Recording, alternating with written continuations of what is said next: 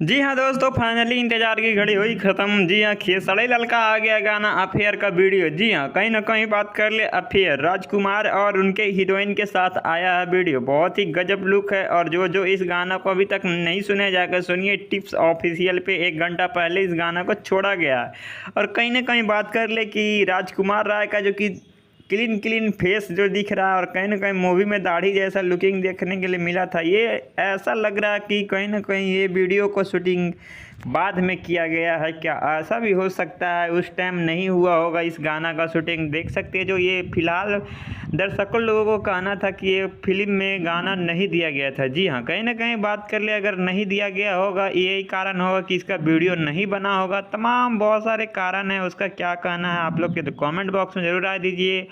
और कहीं ना कहीं 1 सप्ताह पहले इस मूवी को गाना को नहीं दिया गया। अगर इस वीडियो का फाइनल शूटिंग हो गया होगा तो देखिए अगला सप्ताह से इसका वीडियो मूवी में देखने के लिए मिलेगा आप लोगों को। ये वीडियो की जानकारी कैसा लगा फटाफट कमेंट करके जरूर बताएगा। और ये जल्दी जल्दी में वीडियो बना रहे हैं, इसका फुल डिटेल आपको तुरंत देने वाले हैं दोस्तों।